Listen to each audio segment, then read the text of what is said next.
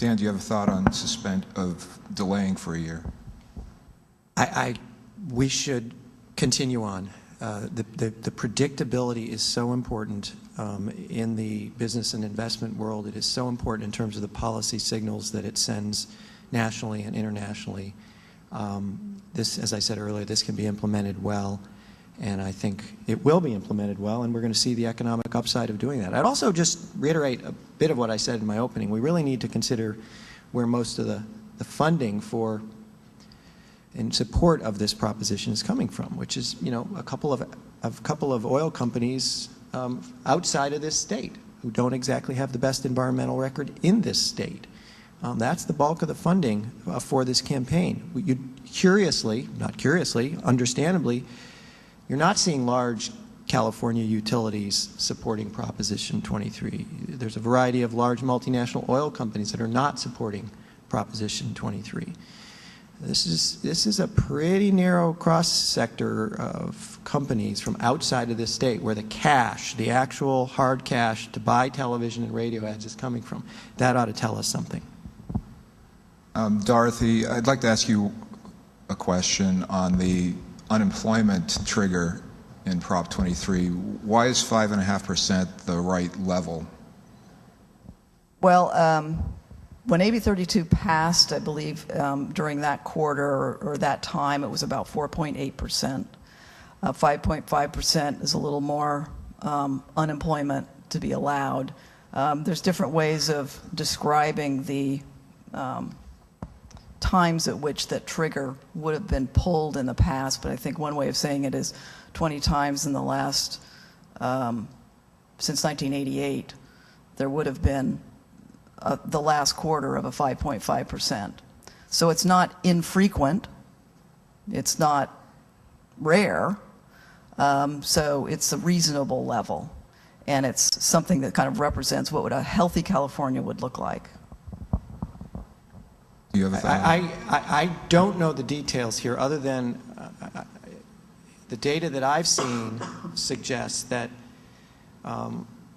unemployment reaching 5.5% for a full year has only occurred 3 times in the last 40 years.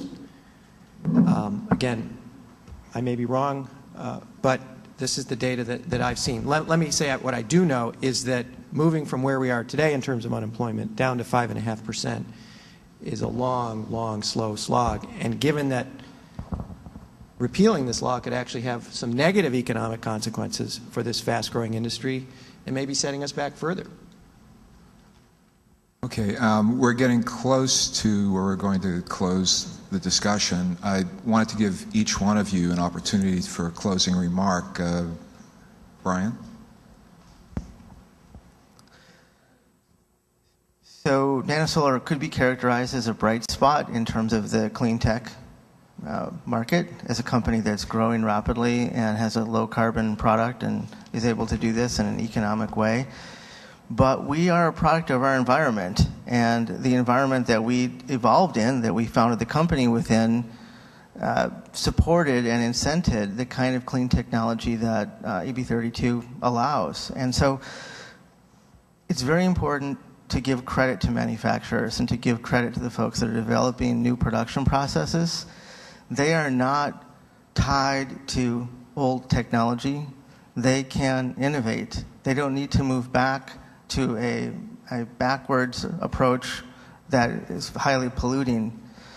If companies are incented to be innovative and to develop technology that's supportive of the environment, that grows it, they will. And if they can't, one of their competitors will. That's the great thing about our American market. We have a free market, and there will be some folks that will be more competitive than others that will develop technologies that serve market needs as they grow. Public policy is one way to shape the direction of those markets in a way that incents the right types of behaviors that ultimately will sustain the economy in the long term.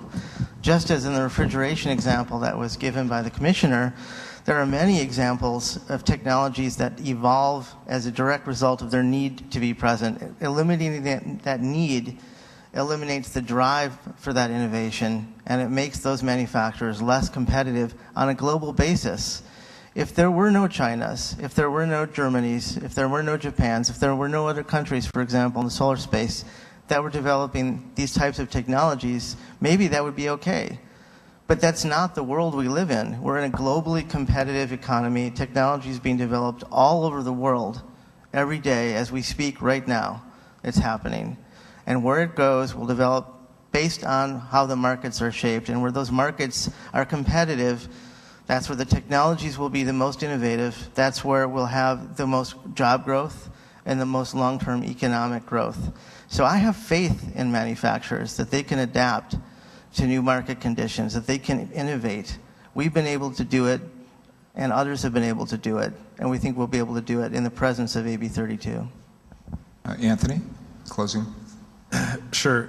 So one of the topics we didn't get into up here was some of the economic modeling that's been done around AB 32, and I just want to maybe let you in on a little bit of a secret. If you take a look at across the models, the legitimate modeling that's been done on this topic, and there are a number of analyses that have been undertaken, they tell you pretty much the same thing, and that is that between now and 2020, which is the target date for achieving the goals of AB 32, the economy will recover and grow into the future. Maybe not as quickly as we might like, but it'll grow.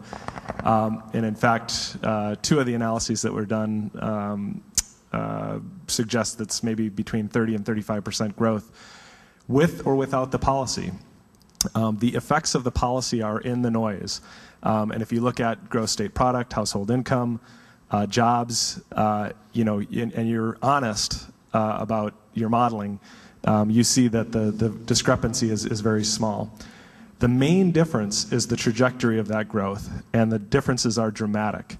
If we continue the status quo, which is basically a continued dependency upon petroleum for transportation energy, continued dependency upon fossil fuels for renewables generation, that results in one type of an economy, and if you follow the AB 32 policies, you end up in a place that results in 4 billion less gallons of petroleum demand, significantly more renewable generation, and significant more energy efficiency for buildings, appliances, and vehicles.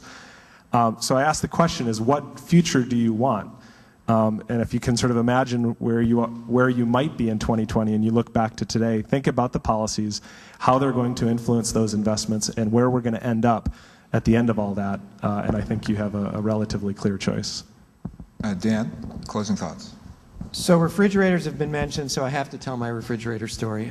I apologize, but I was Assistant Secretary of Energy when we set the refrigerator standard in the Clinton administration that took refrigerator efficiency from almost 2,000 kilowatt hours a year to 450 kilowatt hours a year, an amazing step forward.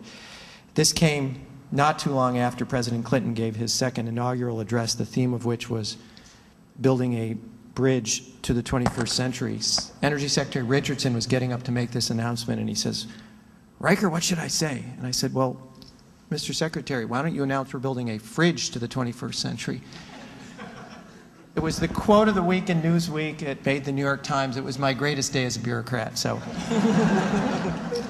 with that, on a more serious note, I moved here just a few years ago, and I can't tell you how impressed I am with the commitment of this state to clean technology. It is a real jewel. It is a really, really attractive pillar of the economy here, an economic bright spot.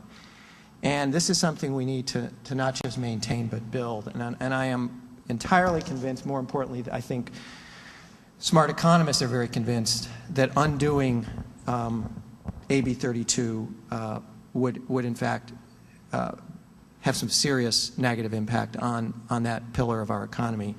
And I think it's more than coincidence that the proposition number is 23, a reverse of 32. And I also, as I said before, I think success here, which is defeating this proposition, is really, really critical to making progress on the national level in Washington. And lastly, we are in a major, major race with China and the EU when it comes to clean technology. This is a race measured in the multiple trillions of dollars over the next couple of decades. And I think back and forth, on again, off again policy is not going to put us in a position of winning that race. We've got a law that can be implemented well. We ought to go out and do it. And so I'll just say no on 23. Dorothy. I've had such a good time. I don't know about you.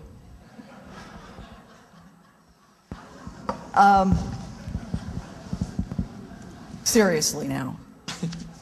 I really, really, really, if you haven't noticed, care about manufacturing. We've lost 34% of our manufacturers since 2000.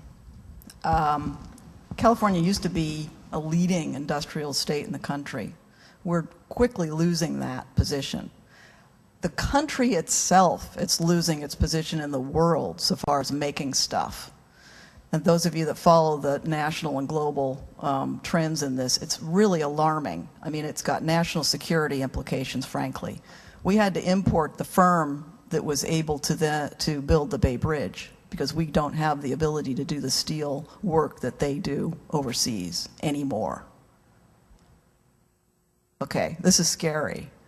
I think instead of AB 32, I think what we should have is a goal that by the year 2020, we restore our manufacturing economy as reflective in maybe bringing back manufacturing to the level of 1990, just picking a date. And we ought to be measuring ourselves against that goal. And we ought to be installing policies. We can have some agency, BT&H, do a scoping plan. Look at all the policies out there that are getting us job growth, getting us manufacturing, getting us a healthy economy, and we can attribute jobs to those measures. And by the year 2020, we'll be back in a healthy manufacturing position, a healthy economy. You know, at the same time, part of that is growing green tech, clean tech. We want that manufacturing too. That's the focus the state needs to have. We don't have to choose either one or the other. We can have both, but we're not going to get the benefits of the clean tech revolution unless we fix the business climate. We can create all sorts of mandates. Why not, 1980 levels by 2020? That would really spur green job growth, wouldn't it? Well, you got to think about the rest of the economy when you're doing these things. And now is not the time to be pursuing this. We've got to get our act together first, get the economy back, and then we go forward. Just a couple things, because I want to say the coalition in support of Prop 23 is very broad.